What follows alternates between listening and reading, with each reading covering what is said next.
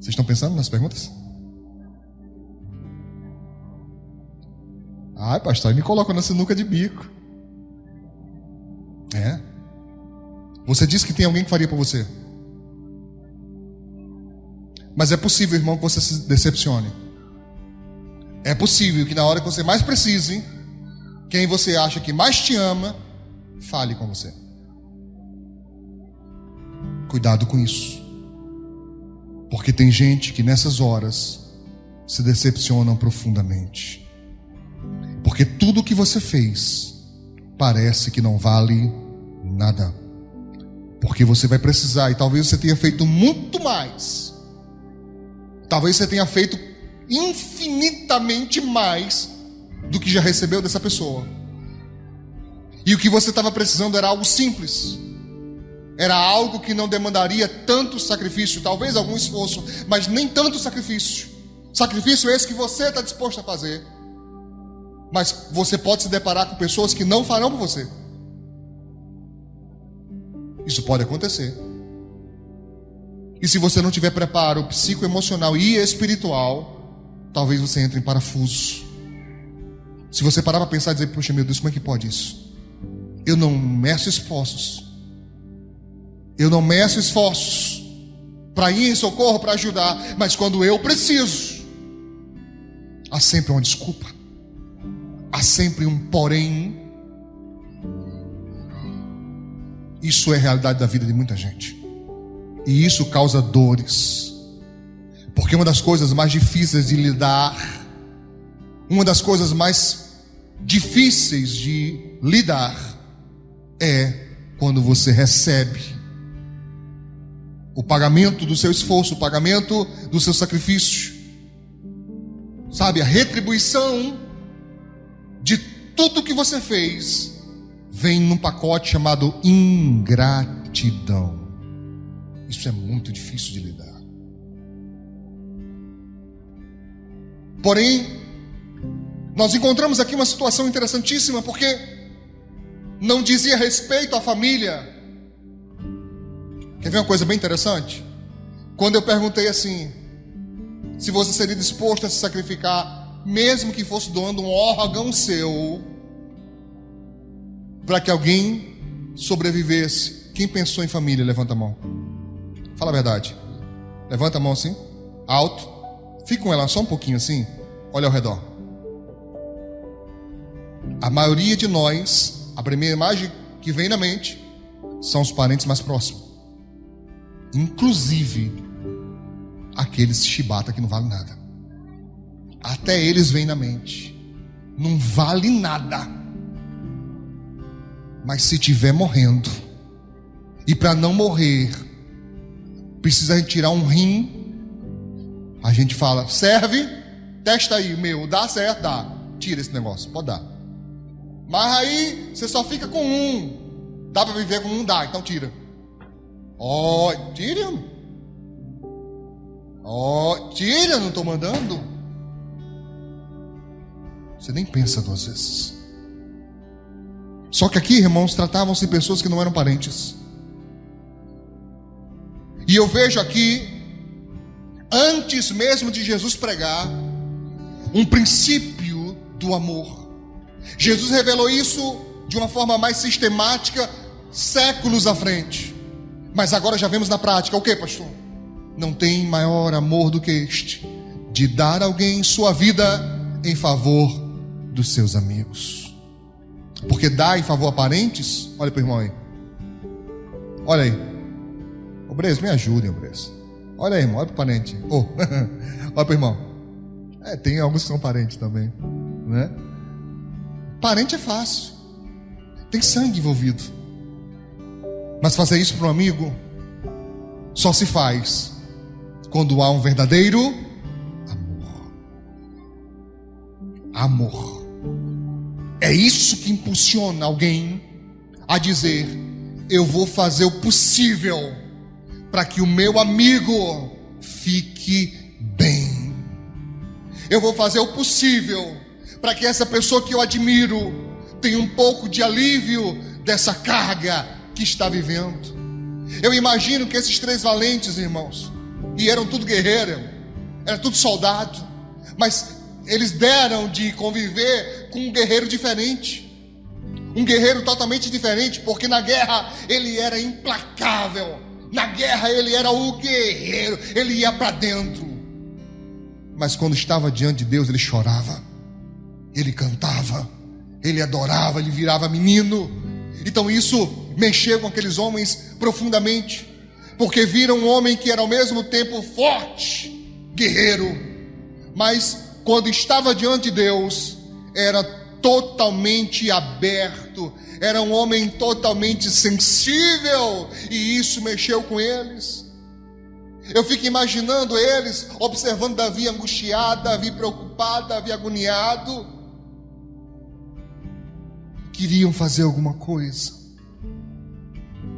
queriam dar algum presente, queriam fazer algo que alegrasse o coração dele.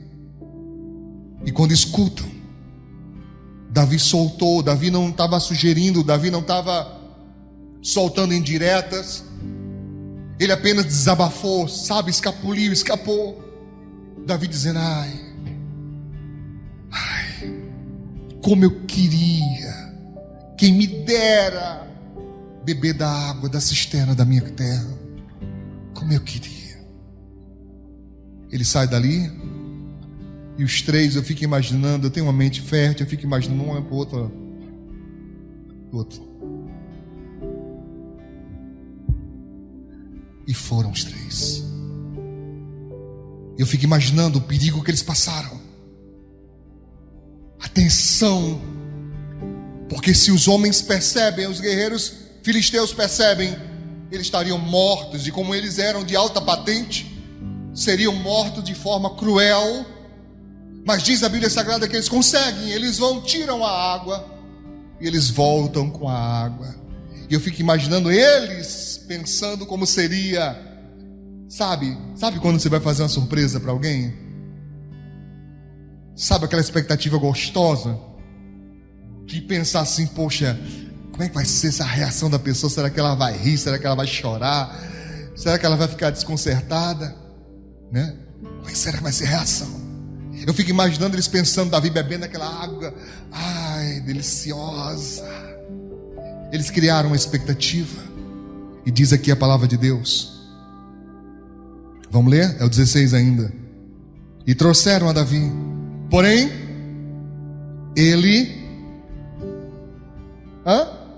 não a quis beber, mas derramou-a perante o Senhor.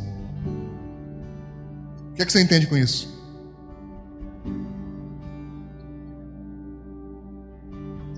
Davi teve um desejo, e ele viu seu desejo realizado, concretizado.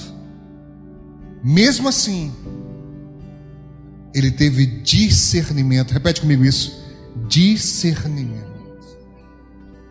E se eu dissesse hoje aqui nessa noite que nem todo desejo seu deve ser cumprido, e se eu dissesse para você que Deus te ouve, Ele conhece os teus anseios, os teus desejos, as tuas vontades, os teus planos e projetos, mas Ele não vai necessariamente concordar com você em todos eles. Não, pastor, mas o que eu quero não é pecado. Irmãos, o que Davi queria também não era pecado. Ele só queria tomar água da sua terra. Mas Davi, ligado com Deus como era, ele muito rapidamente percebe onde está, em que situação ele está. E aqui eu chamo a sua atenção, porque muitas vezes nós somos por demais precipitados.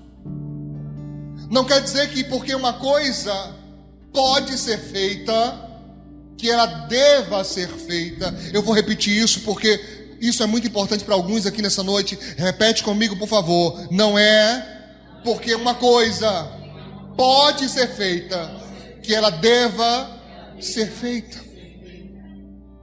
E nem sempre temos discernimento em relação a isso. Nós queremos tanto, nós desejamos tanto, nós almejamos tanto, nós temos tanta vontade que aconteça, que quando aquilo se aproxima, nós nem sequer paramos para perguntar a Deus: Senhor, é isso mesmo? Eu estou só conferindo. É apenas um checklist. É isso mesmo? Eu tenho que fazer? Ou eu tenho que fazer agora? Tem que ser agora? Por que tanta pressa? Pergunta para o teu irmão aí. Por que tanta pressa? Por quê? Por que tanta pressa? Por que tanta angústia? Por que tanto desespero? Por que parece não haver saídas na sua cabeça? Por que você só observa portas fechadas? Por que você só consegue enxergar caminhos trancados? Como assim?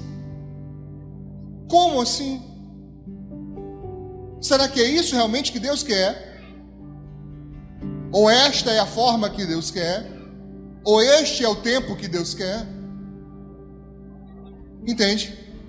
Eu desejo, eu tenho vontade, está vindo para mim, mas é o tempo? É a forma? Nem todo mundo quer saber disso, irmãos. Geralmente nós só queremos o nosso desejo cumprido, realizado. Não importa as consequências, não importam se, sabe, depois eu vou me arrepender. Eu nem confesso que me arrependo, pastor. Nem confesso. Se eu me arrepender, eu fico quietinho na minha, faço de conta que está tudo bem, porque eu não vou dar o braço a torcer, eu não vou deixar que as pessoas percebam que eu reconheço que errei. E é isso que prejudica a vida de muita gente, irmãos. A água veio, ele estava desejando a água? Tava. E a água veio, mas diz a Bíblia, ele não quis beber. Eu fico imaginando os soldados olhando um para o outro. Ô doido, o cara diz que quer, eu vou buscar. O negócio veio e ele não quer. Nem sempre o que você faz vai ser entendido pelos que estão ao redor. Nem sempre. Eu demorei tanto tempo para entender isso, irmãos. Tanto tempo. Mas nem sempre quem está ao teu redor entende. E você não deveria ceder à pressão de fazer, porque os outros não estão entendendo, então eu vou fazer. Vou te dar um exemplo. Eu estava revendo um vídeo antigo. Eles fizeram um experimento. Depois virou uma pegadinha, mas antes da pegadinha era um experimento. Para mostrar como o ser humano ele é suscetível, influenciável por outros. Eles botaram uma câmera instalaram uma câmera em um elevador e combinaram, durante alguns andares de um prédio, iriam entrar pessoas, e só uma delas não sabia que era um experimento. Entende?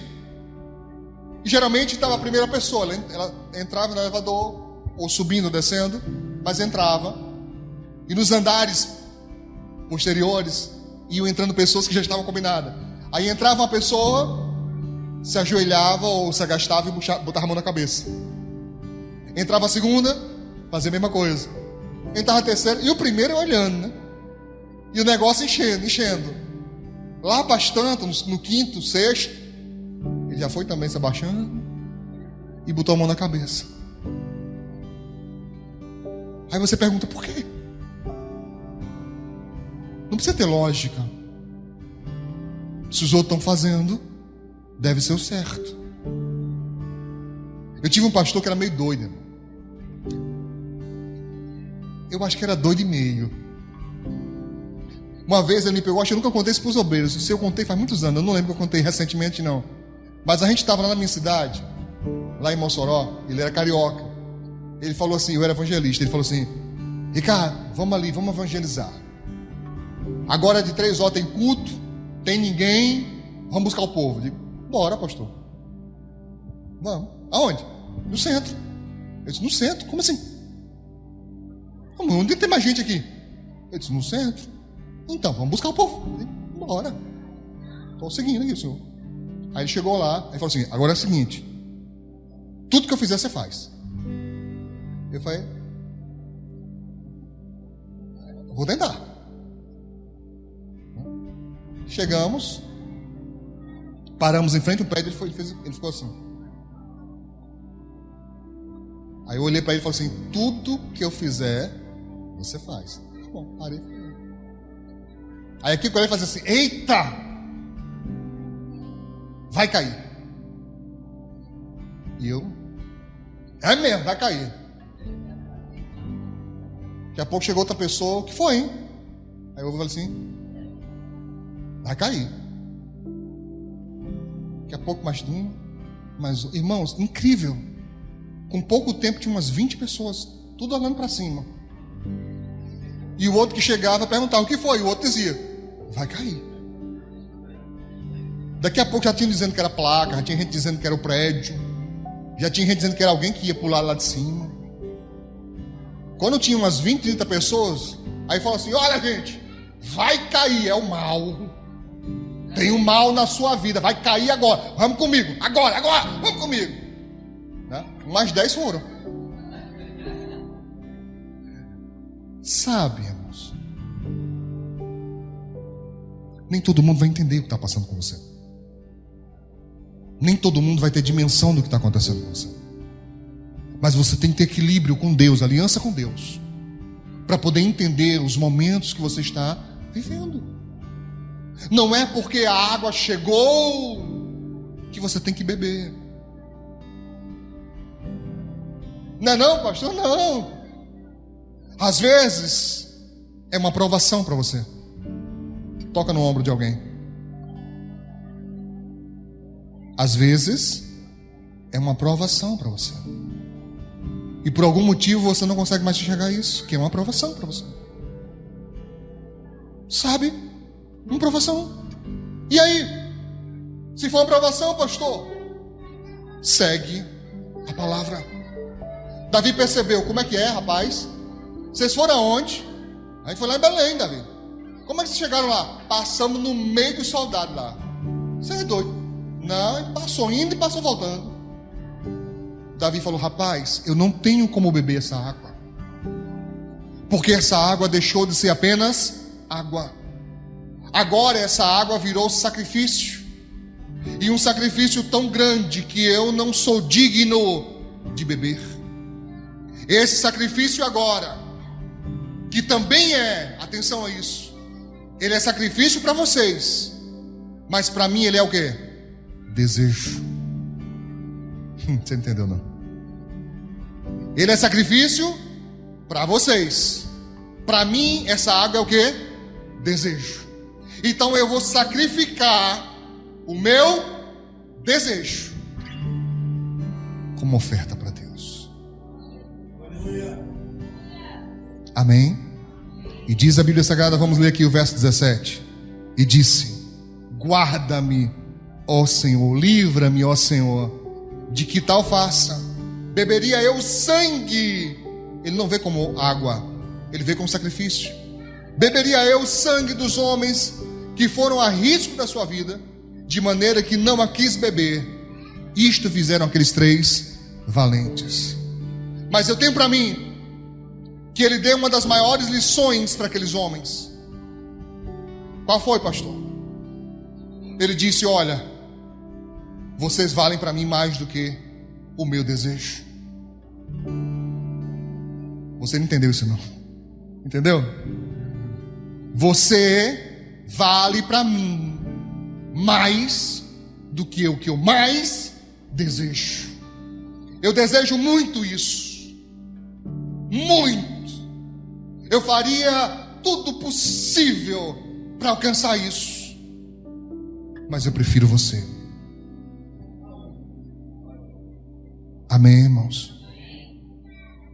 Não é a mesma coisa, mas eu queria só exemplificar, porque eu acho que vai facilitar para alguns. Muita gente me criticou quando nós entregamos o prédio antigo. Teve críticas.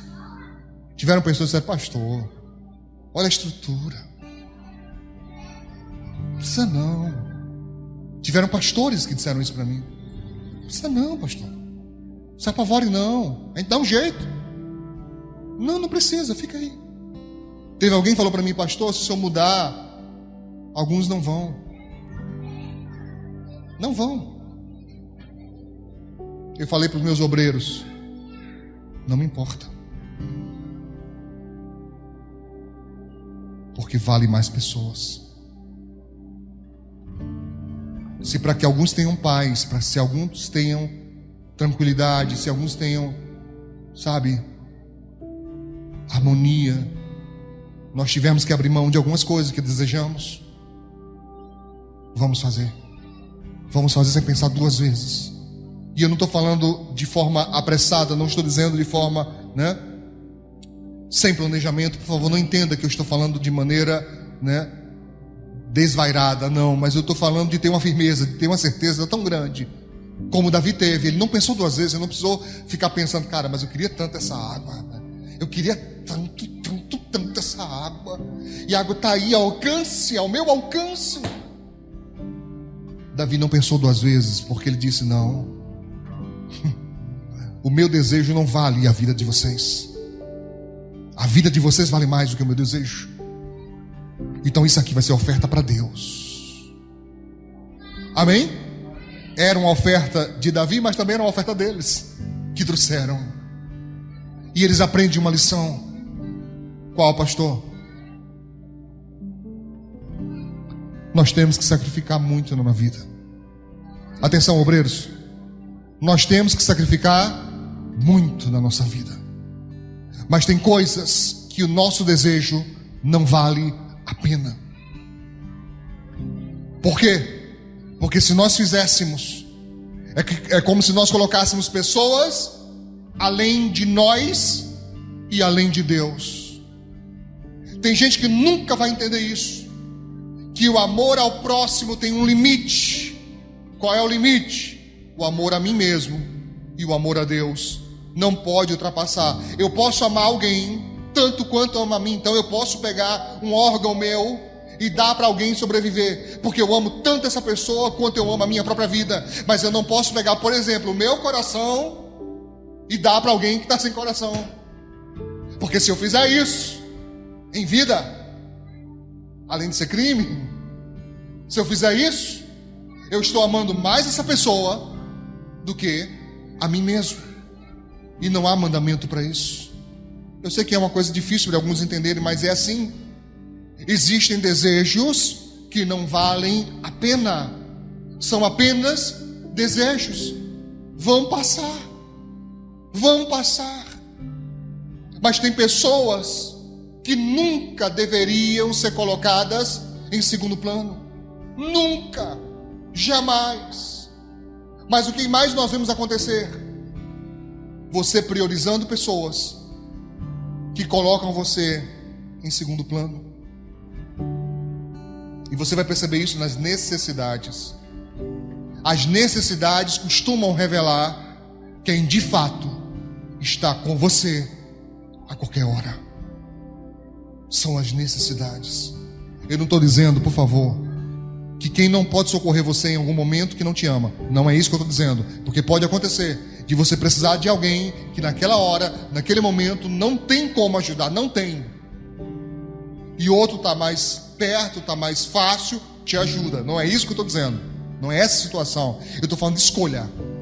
Quando alguém pode fazer, mas olha para você e não vê em você, sabe, alguém merecedor de tamanho sacrifício que você já fez. Que você já fez. Em resumo, eu quero dizer: se você vai fazer, faça como semente para o seu próprio futuro. Faça porque você vai colher isso. Mas não espere demais das pessoas, porque elas podem te decepcionar profundamente mesmo. Entende? E no caso do desejo, olhe se você não está colocando desejos à frente de Deus. Isso eu quero mexer com você, por favor. Pergunta ao irmão: será que você não está colocando desejos na frente de Deus? Porque se fizer isso, irmãos, você está dizendo que as suas vontades valem mais do que o próprio Deus. Entende? Sim. Há um texto sagrado, e eu estou encerrando, diz: agrada-te do Senhor. Se agrade de Deus, tenha prazer em Deus. Agrada-te do Senhor, e Ele satisfará o desejo do teu coração. Isso é uma promessa. Mas hoje nós aprendemos que não é todo desejo, não é todo momento.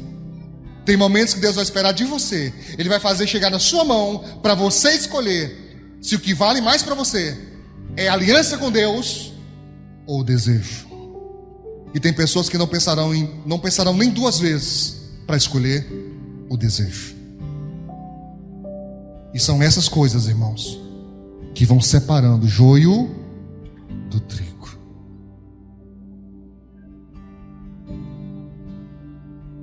São coisas como essa. Amém? Amém? Você entendeu? Ai, quem me dera. Cuidado com o que você deseja. Pode chegar até você. E em chegando, você pode ficar na prova. O que você vai escolher? Obedecer a Deus ou o desejo? Lembre-se, desejo é sempre uma vontade da carne. Pastor, o desejo não é a vontade do Espírito? Tem também. Mas geralmente a vontade do Espírito, você já sabe qual é. Se aproximar de Deus, palavra de Deus, oração, consagração. Você já sabe a vontade do Espírito qual é. É sempre se aproximar de Deus. Não tem variações. A vontade do Espírito é sempre se aproximar de Deus. Amando o próximo também. A Bíblia diz: se você não ama o próximo, você não conheceu a Deus. Mas veja, é se aproximar de Deus, se aproximar do amor de Deus.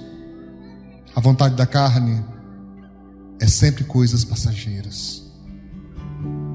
Você pode não ter água de Belém. Toma a que você tem naquela hora. Mata a sede. E o desejo, pastor? Se você continuar agradando a Deus, Ele vai te abençoar. Amém? Aplauda Jesus de Nazaré.